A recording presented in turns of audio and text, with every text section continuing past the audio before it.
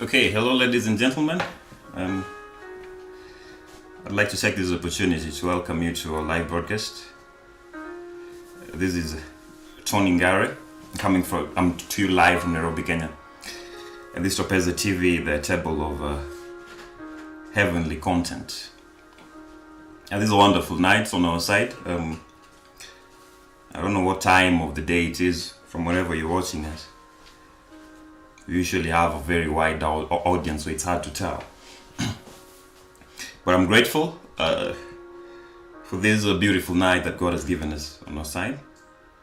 And I'm grateful that I have this opportunity to minister to you today. So Apostle Joseph Eldon is is away with the family. They left very early in the morning today for business in Kisumu. Kisumu is in Nyanza, so they went to Nyanza for business, and I feel honored to have this opportunity to minister to you tonight. And I want to hope that all of us will get blessed from this session, and that all of us will have something to take home. I won't be long. I'll minister for a few minutes, but that I know that whatever message I prepared for you today is one that will tremendously impact your life. So topic today is do not let evil stop you from doing good. Do not let evil stop you from doing good. And we all have our versions of evil and good. We all have our misdoings in life and experiences we've had that we consider or we regard as evil. But then do not let evil stop you from doing good, because the sole purpose of all creatures and human beings, of all individuals on the face of this planet is good. You cannot survive without doing good. You cannot live without doing good. Yeah, there are those who thrive on doing bad, but then it ultimately doesn't end well for them. So our reading today comes from the book of Genesis, and it's a story that a majority of us are familiar with. The story we're gonna reflect on today is the story of Joseph. The story of Joseph is a story we are familiar with, even those of us who don't read the Bible. You've heard it spoken somewhere. You know, you've heard someone talk about it. You know, I don't think any reasonable individual, at this time and era, doesn't know anybody, by the name Joseph. We all know Joseph. Some of us haven't read his story, but we know Joseph. Some of us haven't really interacted with him on a scriptural basis, but we know Joseph. So reading today comes from the book of Genesis, chapter 45, from verse 15 to the very end of the chapter. That is verse 28. And I'll read before I put the scripture into context, because the dichotomy of this message is one that is intriguing. So moreover, he kissed all his brethren and wept upon them. And after that, his brethren talked with him. And the fame thereof was heard in Pharaoh's house, saying, Joseph's brethren are come. And it pleased Pharaoh well, and his servants. And Pharaoh said unto Joseph, Say unto thy brethren, This do ye. Let your beasts and go get you unto the land of Canaan, and take your father and your households, and come unto me, and I will give you the good of the land of Egypt, and ye shall eat the fat of the land. Now thou art commanded, this do ye. Take your wagons out of the land of Egypt for your little ones and for your wives, and bring your father, and come. Also regard not your staff, for the good of all the land of Egypt is yours. And the children of Israel did so, and Joseph gave them wagons, according to the commandments of Pharaoh, and gave them provisions for the way. To all of them he gave each man changes of raiment, but to Benjamin he gave 300 pieces of silver, and 5 changes of raiment. And to his father he sent after this manner 10 asses laden with the good things of Egypt, and 10 she asses laden with corn and bread, and meat for his father by the way. So he sent his brethren away and departed, they departed, and he said unto them, see that ye fall not out by the way. And they went up out of Egypt and came into the land of Canaan, and to Jacob their father, and told him, saying, Joseph is yet alive. To me, the father knew that Joseph had died, possibly, and he is governor over all the land of Egypt. Not only has he not died, but is governor over all the land of Egypt. And Jacob's heart fainted, for he believed them not. And they told him all the words of Joseph, which he had said unto them. And when he saw the wagons which Joseph had sent to carry him, the spirit of Jacob their father revived. And Israel said, it is enough. Joseph my son is yet alive. I will go and see him before I die. Do not let evil stop you from doing good. For the few of us who have a close relationship and a close association and link with their Bibles, a story of Joseph's story is one you cannot miss out on. You know, we have these prominent characters in the Bible who you cannot miss out on, even if you it doesn't matter if you're that individual who doesn't go to church, who doesn't even read the Bible. You know, this is something you must have interacted with at some point in your life. And so, one of these prominent figures in the Bible is Joseph. Yet, a majority of us are familiar only with Joseph's trials, Joseph's tribulations, and you're not familiar with Joseph's success. A majority of our preachers focus much on the tribulations that Joseph went through, but then they don't focus on the fact that despite the tribulations, he eventually saw the light, and he succeeded. Yeah. They do not talk about the fact that the success of Joseph came out of the sufferings of his life. If you've read the story, Joseph's story, well, I believe you'd all know the occurrences and the happenings in Joseph's life. I believe you'd all know that Joseph was rejected by the brothers, and I salute Jacob because it's very stressful, especially for a father, to raise kids who are fighting amongst themselves. And so the other brothers to Joseph feel that Joseph is favored, and they want to get rid of him, because they feel to some extent Joseph is sitting, on their success as well. They feel that if they get rid of Joseph, then they'd be recognized and identified as well, because they feel disregarded by their father, which is not the case. So the person they are persecuting, the person they want to kill, and the person they eventually sold, they didn't know that this is the person who later come to rescue them from the sufferings in life. And so Joseph is sold. They threw him in a pit. At first, they called him a dreamer. They accused him. All the brothers did. They collaborated. So this is our whole team against one single individual. You can imagine the agony and stress that Joseph went through. Yet something that really fascinates me about Joseph is that all this time he doesn't cry. Or the Bible does not record any instance of him crying. They called him a dreamer. He did not cry. They threw him in a pit and left him there to die.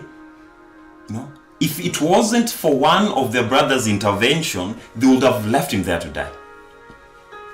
But then one of the brothers intervened and proposed, why don't we sell him instead? And so they sold Joseph. And even after being sold, he did not cry. The devil follows Joseph all the way to Potiphar's house, and Potiphar's wife wants to lay with him. Joseph did not cry. But then Joseph cries, and verse 15 brings this out clearly. Joseph cries when his brethren comes back to him. Moreover, he kissed all his brethren and wept upon them. And after that, his brethren talked with him. What does this teach us about human associations and human relationships as individuals? We live in a generation where we tend to judge and we tend to give up very easily. You meet one slight difficulty and you want to quit. Something is not happening right and you want to quit. Just a little bit of tribulation and the whole world knows that so and so is suffering from such and such. Joseph does not cry despite the tribulations, and the misdoings he gets from his brothers. But he cries when his brethren finally comes to him. Joseph succeeds in spite of a rough past. Joseph succeeds. Joseph is successful eventually despite a rough past. And the text reflects on the rough parts of life as a whole. And as individuals, these are things we face and we go through. I don't believe there's no individual who's got to this point who has not gone through any tribulation in life, or who has not experienced any rough past or any trials. All of us have. But the reception we give the same is what determines who we eventually become. Are you able to man up despite tribulations? Are you in a position to man up despite trials like Joseph did? Are you in a position to forgive those who did bad to you? Will you let the evil that has been done to you, the disregard that you've been given by everybody and society, will you let societal norms that don't maybe favor you stop you from doing good?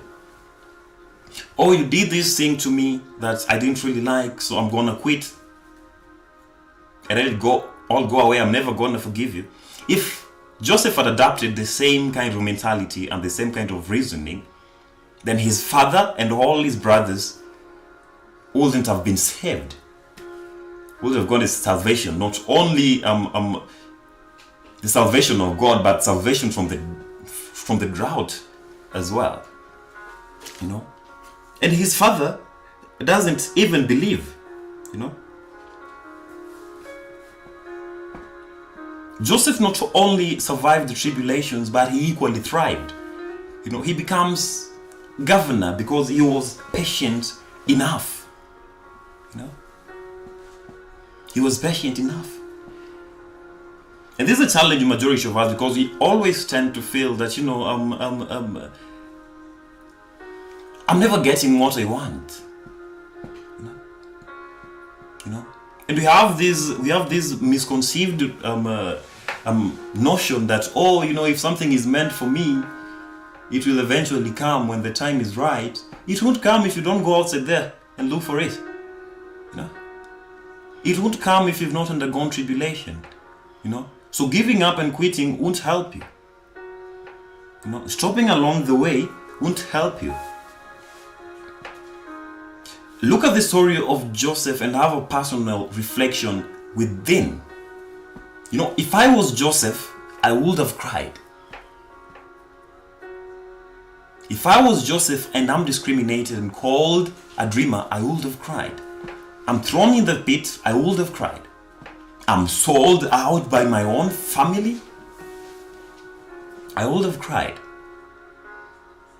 And there's no pain as bad as the pain of betrayal from family. Those who you feel should be closest to you the most, they turn their back against you and they're your worst of enemies. This brings me to telling you that, sometimes, God won't give you success among the people you know and the people you're close to, among your brethren, among your family, God sometimes takes you to people who understands your worth and value it. And those people mentor you and help you grow to bring out the true potential in you. That is one way that God works. Joseph didn't grow up with his family. Joseph grows up with strangers. He's sold out as a servant. From Potiphar's house, he goes to prison. From the prison to the palace. Yeah, it's true. It's true. This might contradict the statement I first made, but if you're really flowing with the text and if you're really keenly listening to me, you'll understand. That which is meant for you, that which God has destined to happen to you, will happen. Okay? But then there is some effort you need to make on your part. Despite rejections, are you gonna give up because so and so said something about you that you didn't really like? So you want to quit and walk out, and stop altogether? That doesn't work. That has never worked. If there's someone it has worked for, the window is open. You have the freedom to text and say so. So all that God promises Joseph comes to pass.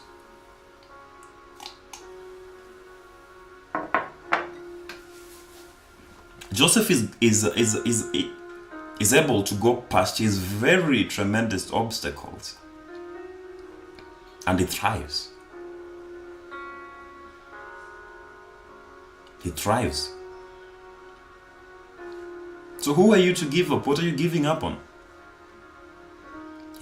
Some tiny bit of stress and you want to, burst out in tears and cry your heart out. No, sometimes you got to man up. Sometimes you got to man up and embrace the factual things in life. Sometimes you got to man up and realize that these people might only be projecting their frustrations to you, their failures to you. Maybe they're mad at you because they feel you on the same trajectory like them. You're going to fail like them. Maybe they're disregarding you because they feel you have so much potential in you, but then you're not using it to the limits. You're not maximally putting it to use. Maybe your family sells you out for you to go out there, struggle, and know who know your worth as an individual. Know that you are the one, who has the power and authority to change their lives. And the moment God blesses you, they won't even know what they did. You see? They had no option but to go to Joseph. They had no option but to go to the disregarded boy, the one who's been sold out. The one who they thought wasn't fit to be part of the family. Yeah. But when God puts favor on you, and He does to all of us, the problem is some of us realize it and some of us don't. Those of us who realize it pursues it. Those of us who don't, we live and waste our lives. So it's up to you.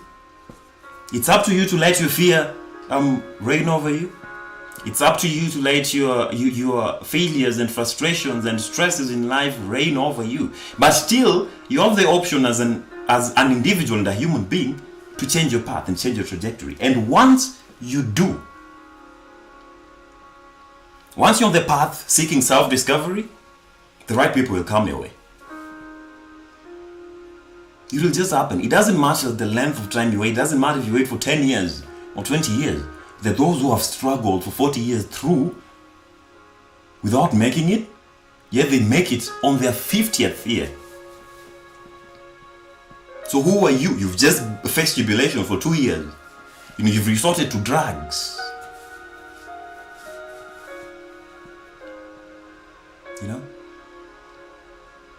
I'm not necessarily saying that the Bible forbids fun, but then if it is limited fun, you don't waste yourself because you feel nothing in your life is working?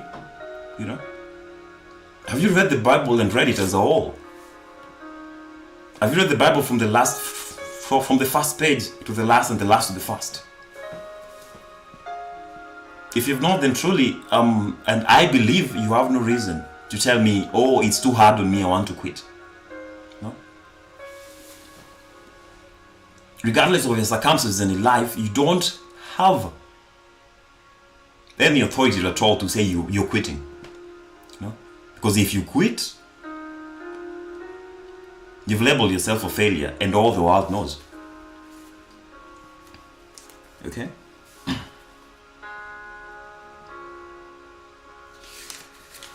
Joseph has been despised. Joseph has been rejected.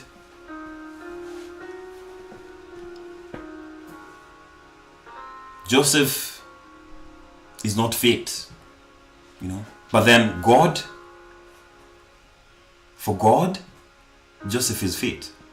For God, Joseph is going to bring salvation to his family. This is something that the brothers don't see. So there's some things that people won't, you know, some people don't really see your full potential as an individual. You know, your family can't see your full potential as an individual. But then you hold on to God and He guides you on the right path, and then you unleash your potential, and then your family starts to see. Oh, so we persecuted him, yet he was our key. You know, he was the light in this family. You know, and sometimes they might even be ashamed of facing you. But then, will you disregard them when that moment comes? Will you disregard them when you're the one who was meant to be a bridge to success for your family? Or because they treated you in a manner that you didn't like, you know, you're gonna quit on them? You know, are you gonna let evil stop you from doing good?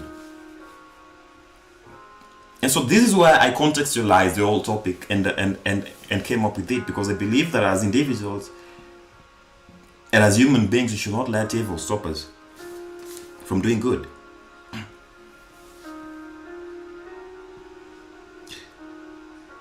And the scene in Joseph's life, in the life of Joseph, that fascinates me the most.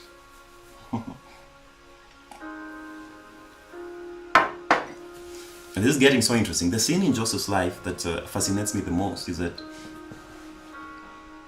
you know, those who he thought were closest to him stood by to watch him die. And I want to truly believe that it was God's intervention. It was because of the intervention of God that he didn't die. I want to believe that God got into the heart of Joseph's brothers, and he was reasonable enough to talk to the rest, and they decided on not letting him die in the pit. And he instead sends people, he sends strangers to take him to the land where his prosperity is going to begin. You know? And for those people who bought Joseph, you know, I believe they were dealing in slaves. You know, that was their business, that was their area of specialization. They didn't know. You know, to them they were just selling another common slave. Yeah. They didn't know that this is someone who will become second to the king, second to Pharaoh. You know, when in a progression of carts, and carts, by carts I mean the traditional means of transportation that they used. You know, when it comes to the progression of carts, Pharaoh is the first, and Joseph follows him, second to the king. That is something they did not realize. You know, and despite temptation, even from Potiphar's wife, although Potiphar, the master, regarded him well, you know, despite all the temptation that he successfully resisted from Potiphar's wife, you know, Potiphar's wife didn't know, you know, what the future held for Joseph, you know. And so this brings me to telling you that we're in times and in an era where not everyone will like you. Sometimes they might tell you they do. Sometimes one might lie to you. I can easily lie to you that I like you. And I can make it sound and look so real. But deep inside, I don't. But in this world, not everyone has to like you. Because they're the few that God has picked who'll help you bring out in you. And let me tell you something, when such happens, hold on to them disregardless. It doesn't matter what you've been told about them, because the devil never rests. You'll find a pathway to your success, and then you'll get these people, these individuals will be telling you, so and so is not as good as they look, they have done this and this that is evil, so don't be too comfortable. If you find someone who holds your hand and drags you past the storm,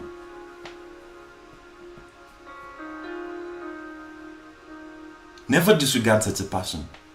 It doesn't matter what they demand from you. Just do it, and do it willingly.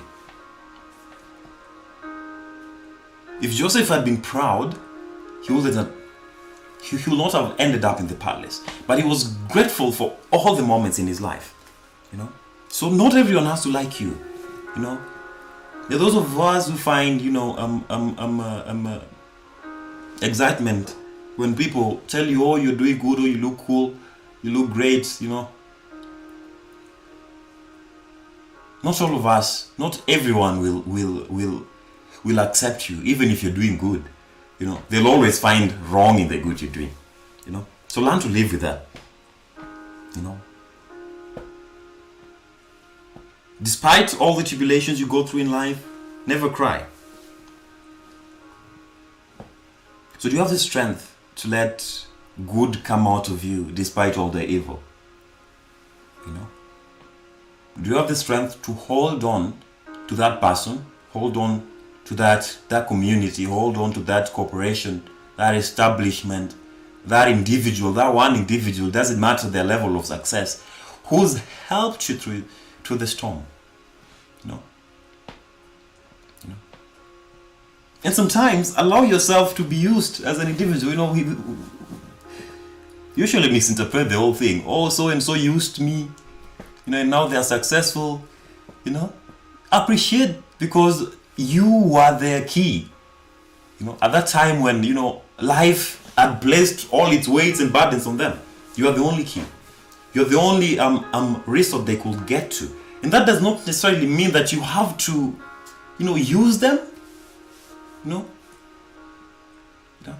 And this applies to majority of us. In a society where I don't know, we turn to it as scratch my back and I'll scratch yours.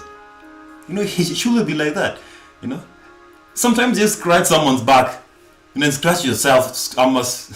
Scratch your back by yourself. They don't necessarily have to scratch yours.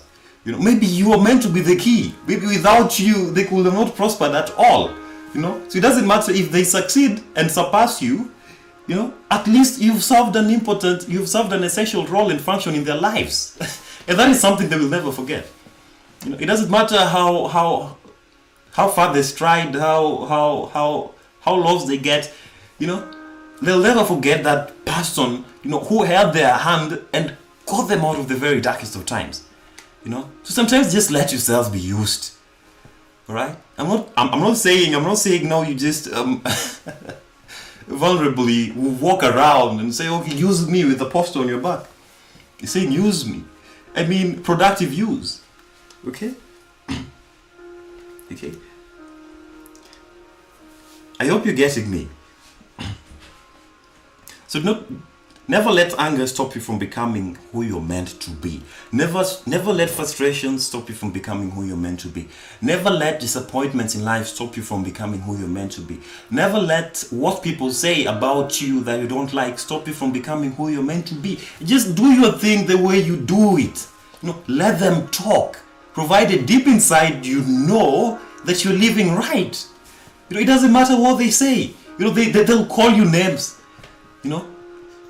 They'll call you names and And trust you me, they're not pleasing names. They're not names you laugh at. They're things that break the heart and they really bring pain. You know? But regardless of that, live on. You know, if you're getting this, live on. You know? Your time will come. Your time will come. And the moment it does, you will realize that things were not the way you thought they were. You know? So as individuals, you know, we smile for people. You know, we'll smile for them to see. You know, we'll smile for them to know that, you know, everything is going on right. Yet we battle our own demons when you're alone. You know? When you're sitting by yourself in that corner in your room,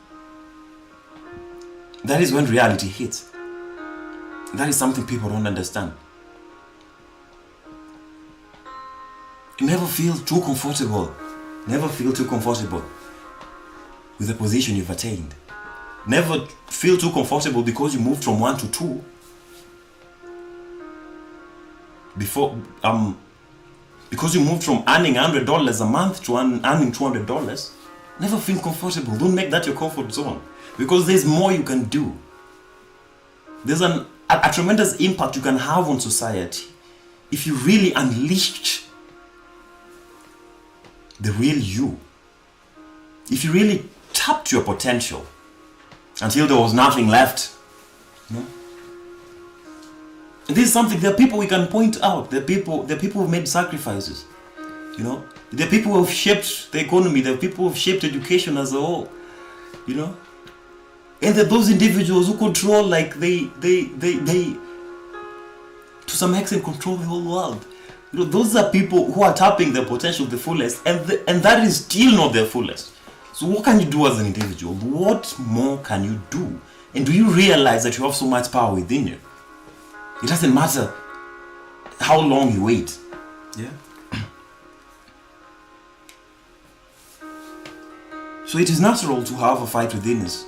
We'll have skirmishes within us, you know. Your inner self will fight with your outer self. You know. Those are fights we'll have. There are things we don't even want to say publicly to society because they hurt us so much.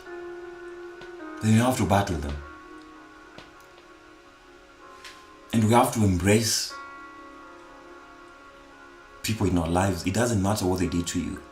Because if you don't change them, who will you expect to change them? If Joseph hadn't been the stepping bridge for his family, who else would have changed the family? They could have just died. No?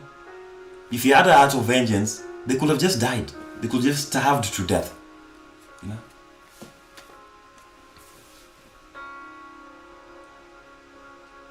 So trouble will not last for the rest of your life. It doesn't matter the duration it does, but it won't be there for good. A time is going to come for you to make a difference as well. And I want to finish there. I'll continue this next time. I want to recognize those of you who've been online with us. Apostle Joseph Elon is watching us from Kisumu. He says, from the prison to the palace. Wow. Apostle Koyu Helen says, God bless you, Tony. Apostle Joseph Helen says, let me just get that to load. Good. A time gonna come. Sorry for that. He says, Joseph is up despite humiliation. So proud of you, my son. I love you so very much. I love you too. Yeah, I love you so much as well. You know. And sometimes I don't necessarily have to say this to the whole world, but then it's, you know, I know deep inside, you know, the meaning and the significance Apostle Joseph Elon has on my life. You know, that is something I cannot change my mind about. You know, it doesn't matter what you tell me about him. That will stick with me. Okay. Jude Njuguna says, watching. Trouble did not last forever. I want to equally recognize those of you who've been live with us on YouTube. Thank you for watching. Keep on tapping into the word until it will eventually change your lives. I'd like to stop there. there's another time. So reflect on the message today, and then we'll continue it next time. So have a blessed night, morning, evening, afternoon, from whatever it is you're watching us from. God bless you. May He shine His grace upon you and make you realize your real self. Until next time, bye-bye.